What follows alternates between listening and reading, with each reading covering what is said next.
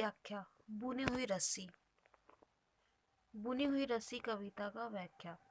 बुनी हुई रस्सी भवानी प्रसाद मिश्र जी द्वारा रचित एक कविता संग्रह है।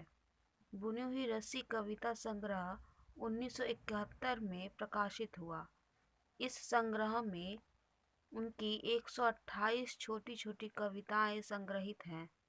इस संग्रह के लिए भवानी प्रसाद मिश्र जी को 1972 में साहित्य अकादमी पुरस्कार से सम्मानित किया गया था।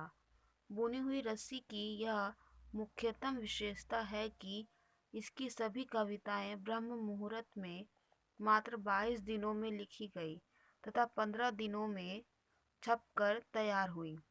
मिश्र जी के अनुसार बुनी हुई रस्सी में मेरी किसी भी संग्रह के मुकाबले में अधिक अपरिहार्य कविताएं संग्रहित हैं।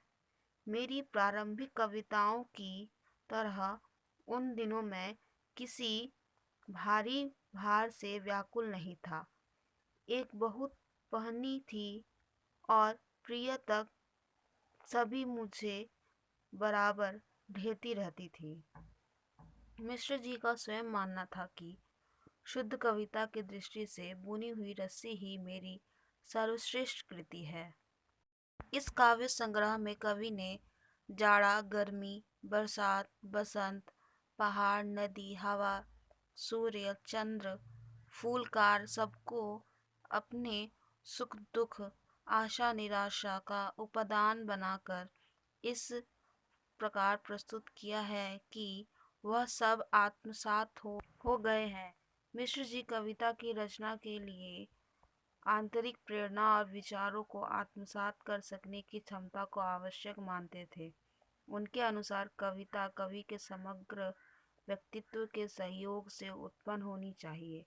उसका विचार, उसकी भावना, उसकी जागृति, उसकी सुपुप्ति, उसका व्यंग, हंसी, क्रोध, उसके भीतर के शिशु का साक्ष्य और प्रमाण, व्यक्तित्व की गहराई, उसका शिल्प, उसका संदेश, बातें, कल्पना और अनुभूति के स्पर्श मणि को छूकर ज्वालायमान होते हैं।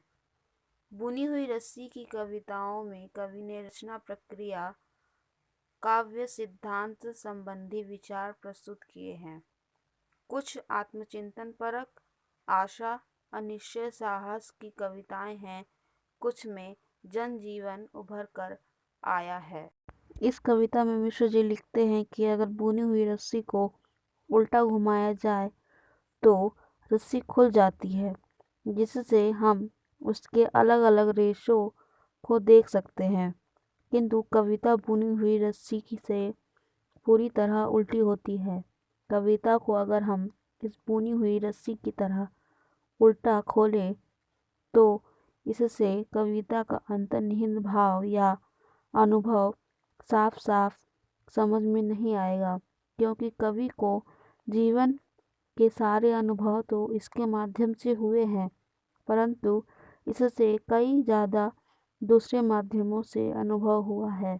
कवि कहते हैं कि मेरे सारे अनुभव यहाँ जरूर व्यक्त हुए हैं, किंतु अगर कविता को रेशों की भांति बिखरा कर देखोगे तो कुछ समझ में नहीं आएगा, सिर्फ रेशा ही दिखेगा।